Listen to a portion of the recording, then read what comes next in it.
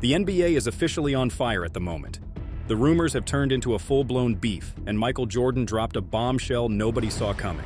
One of them was feared by legends, and the other one, well, I don't have much to say about it. MJ just hinted that Larry Bird was a better player than LeBron would ever be. Yes, the GOAT himself just said it. So today we're breaking down every insane detail. What MJ meant, the plays and stats that prove Bird's dominance, and the points Jordan used to back this up. And if you think that's wild, wait until you hear the real secret MJ exposed about Bird's injuries and how LeBron is tied into all of this. This will make you rethink everything you knew about the NBA. When the most competitive man in sports says he fears just one player in particular, it's not just flattery. So when Michael Jordan openly admitted Larry Bird was better, he wasn't talking about style points or Instagram posts. He was talking about sacrifice, the kind LeBron James has never had to make. Jordan saw Bird drag his body through injuries that would sideline most stars today. He saw a man who didn't ask for load management or public sympathy. Bird showed up every night, no matter the circumstances. But LeBron, on the other hand, plays in an era built to protect him. He's the face of a league that sells entertainment first and competition second. Bird didn't care about cameras or trending moments. He cared about winning. And that difference is exactly what makes them totally different. And if the GOAT himself admits that, then the conversation is over before it even starts. But hold up. Before we wrap that up, you've got to understand why MJ felt that way. Because when you actually look at the world Larry Bird played in compared to the one LeBron's in now, man, it's like comparing a street fight to a light sparring session at the gym. The 80s NBA was no joke. It was physical, rough, and straight up violent. Every drive to the rim came with somebody's elbow in your ribs or a forearm to the chest. And if you tried to get cute in the paint, you were probably getting dropped. Nobody was talking about load management. If you could walk, you kept playing. That was it. And Larry Bird lived for that. He didn't just play in that era, he owned it. The man had back problems that would have put most players out for months, and he'd still come out the next night and casually drop 30 on you. That's not just toughness, that's a different level of obsession. Now fast forward to LeBron's era.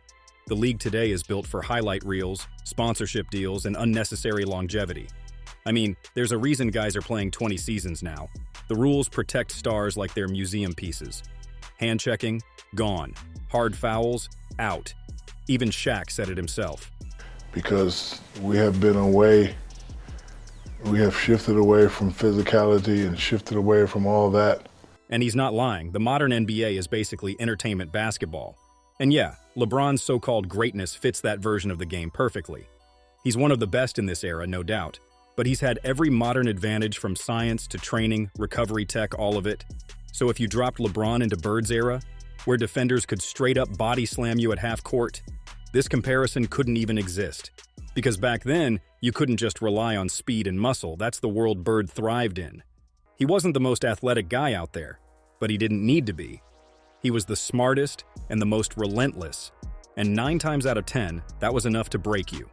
And the refs? They weren't protecting stars. If anything, being a star made you a target. Dudes went after you just to see if you'd fold. Meanwhile, LeBron grew up in a league that crowns its stars before they've even proved themselves. And that's what people forget. The 80s created legends. Today's game manufactures superstars. Bird didn't need hype videos or a stacked roster. He didn't need the cameras. All he needed was the ball and the will to break you with it. But here's what makes it even crazier. Bird didn't come from a flashy background or some big basketball machine. He came from a small Indiana town, worked his way up through pure grind, and somehow still ended up becoming the heartbeat of the Boston Celtics.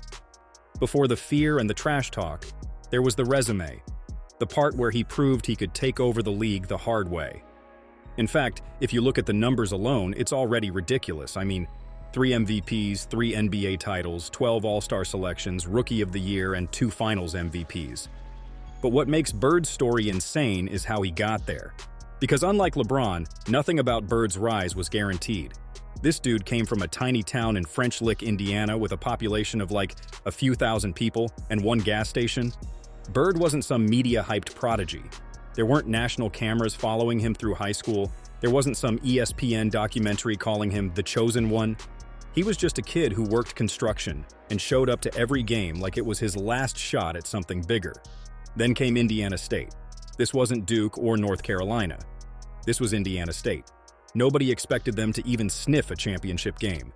But Bird dragged that entire team through a run that ended with him facing Magic Johnson and Michigan State in the 1979 final, which, should I add, is the most-watched college game ever.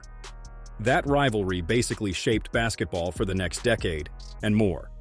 And when Bird got to Boston, the entire franchise flipped overnight. The Celtics went from washed to winners the moment he stepped on the floor. In his rookie season, they improved their record by 32 wins. It's almost like immediately he joined them, everyone could feel something different was happening. At first, players respected Bird's game.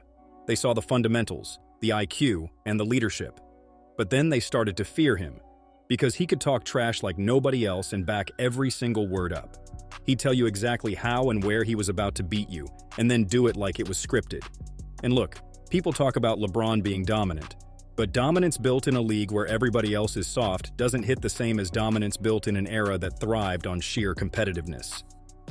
Bird didn't have LeBron's size, but what he had was timing, vision, and a mind that played 3 moves ahead of everyone else. You couldn't speed him up and you couldn't get in his head, because before you even stepped on the court, he was already in yours.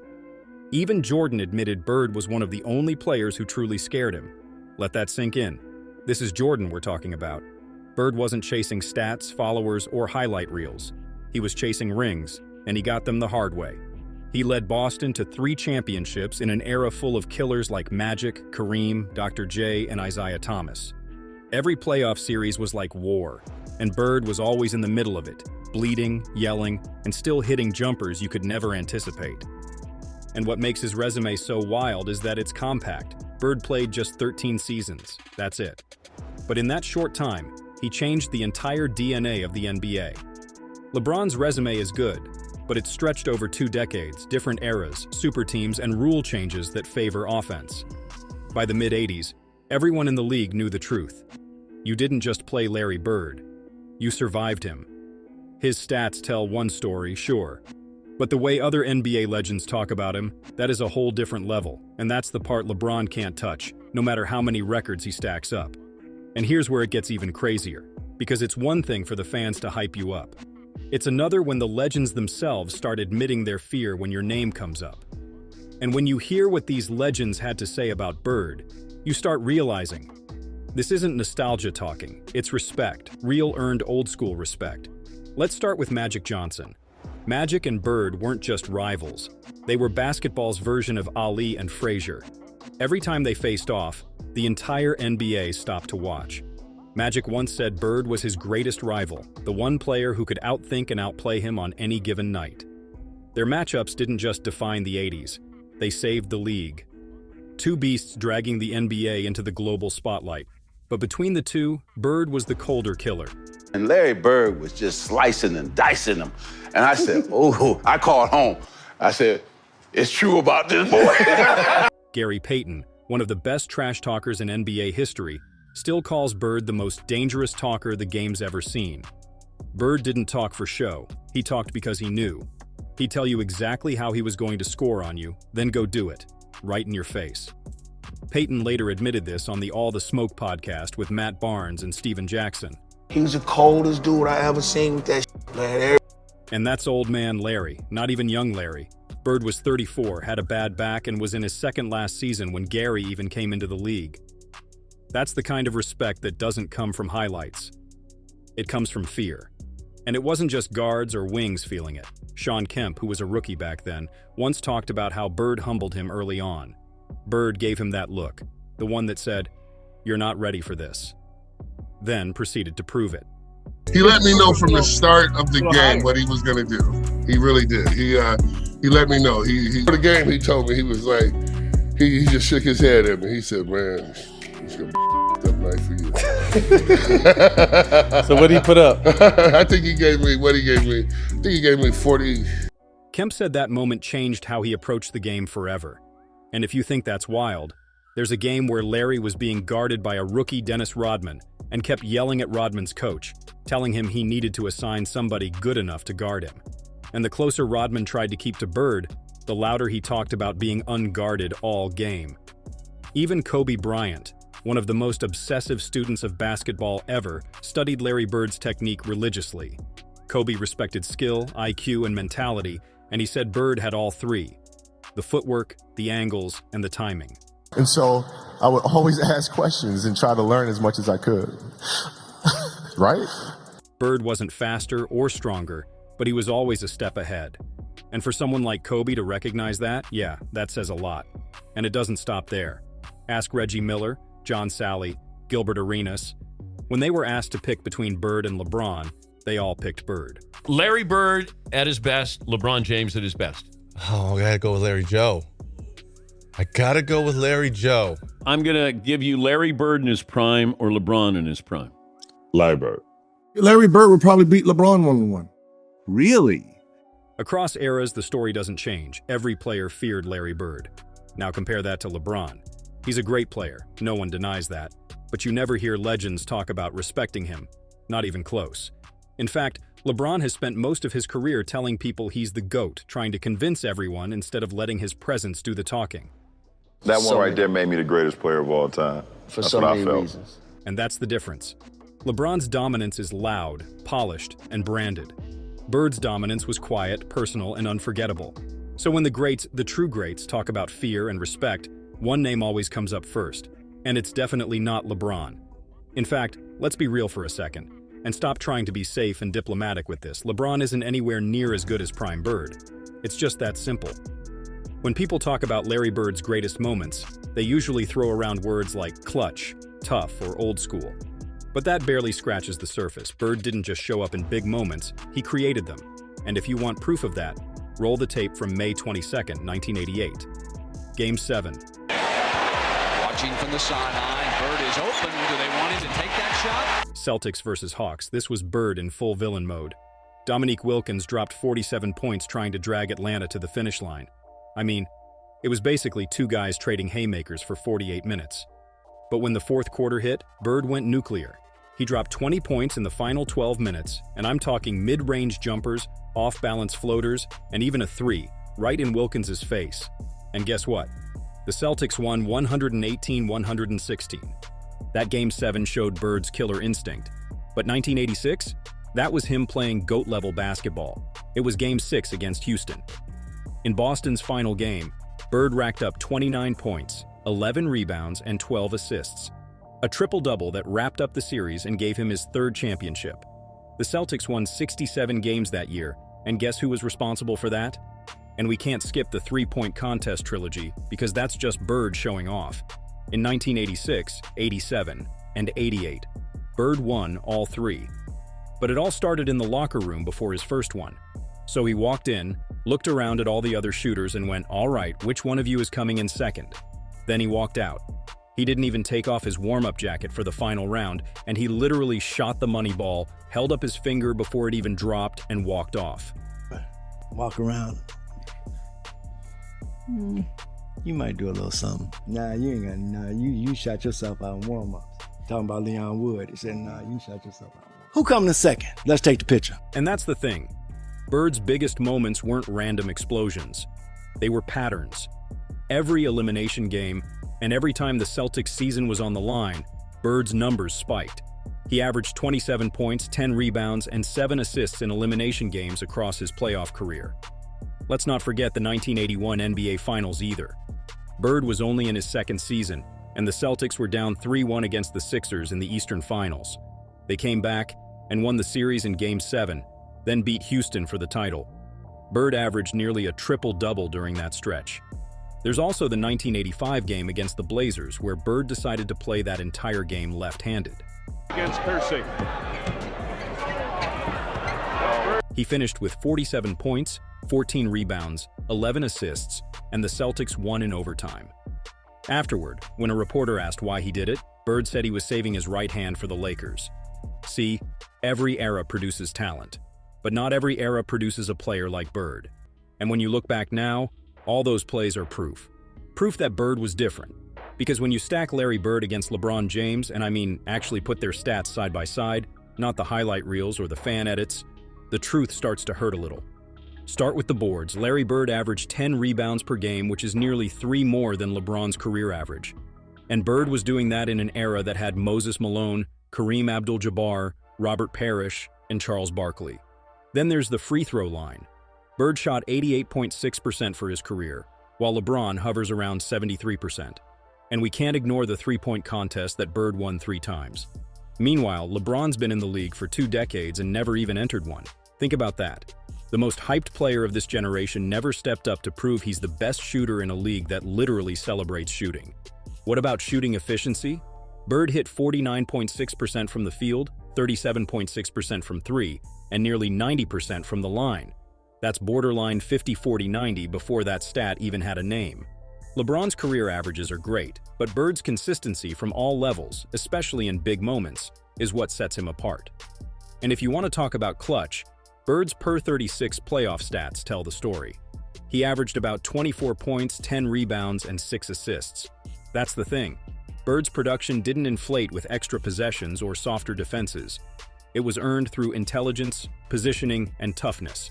Bird didn't have to chase triple-doubles. They happened naturally because he read the game better than anyone else on the floor. The man literally had 59 career triple-doubles, with many in elimination or finals games. So yeah, LeBron has played longer, he's piled up totals, but he isn't Bird. And even MJ had to let people know. Larry was that type of player that didn't care about fame. He gave his all, even when he was injured, and that's something this other guy never did. Come on, what more proof do we need? Bird never needed clout. He didn't need Instagram likes, PR stunts, or flashy commercials. The guy just showed up every day and let the game do the talking. That's how legends were made in the 80s. Now flip it to LeBron. The dude is talented, but let's be real. His career's been as much about drama as basketball. Remember 2010, the decision? Yeah, fast forward to a couple months ago, and he drops this corny Decision 2, this Hennessy ad that copies the old special.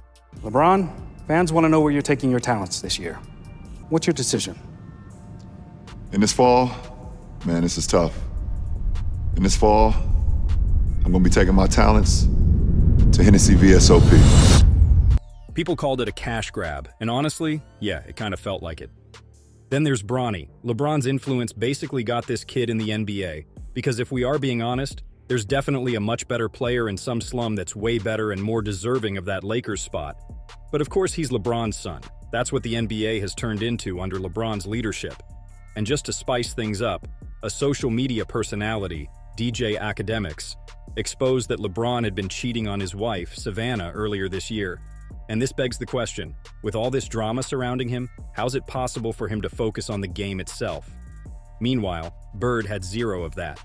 No cameras, no Instagram followers, no superstar branding. And that's the thing, greatness isn't just about rings or points. It's about integrity, work ethic, and influence, and Bird delivered on all of it. But LeBron has given us 2 decades of basketball tangled with stunts, social media, and drama that distract from the basketball itself. If you want the raw and unfiltered version of greatness, Bird still wins. No contest. And here's where LeBron fans usually jump in with the longevity argument. In fact, I'm sure some of them will be in the comments talking about, yeah, but he's been playing for 20 years and still dominating. Sure, no one's taking that away. But honestly, lasting a long time doesn't automatically make you feared or respected. It just means you had more time to prove yourself, grind out stats, and collect headlines.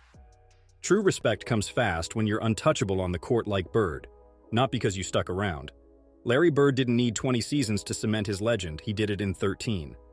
And then there's the scoring argument. LeBron has points, but context matters. He's playing in a high-paced, high-scoring era. Now, every game is loaded with threes, isolation dominates, and the refs are practically babysitting the stars. Of course, his totals would be massive. I would be shocked if it weren't. Meanwhile, Bird racked up his numbers in a league where every point was fought for, hand-checked, body-slammed, and contested. If you handed Bird the same 20-year timeline in the same era, are you saying Bird wouldn't totally knock LeBron's numbers out of the park? So here it is. True greatness isn't measured by who lasted longer or who scored more. It's about who defined their era, who commanded fear and respect, and who forced every opponent to acknowledge their presence. Bird did that in a 13-season sprint of dominance, while LeBron is still grinding through a 20-year career. Numbers alone can't tell you the whole story. The aura, the composure, and the fear factor. That's Bird territory. So yeah, LeBron fans will always have points, but when you look at the big picture, clutch, composure, and era-defining dominance, Bird still comes out on top. Now it's your turn. Who would you rather face on the court? The guy who made everyone fear him, or the guy who's been protected by the rules and the lights? Drop your thoughts in the comments, and if you like this video, hit that like button. Subscribe if you want more deep dives into the real stories behind the NBA's biggest names, and turn on notifications, because there is a lot more where it came from.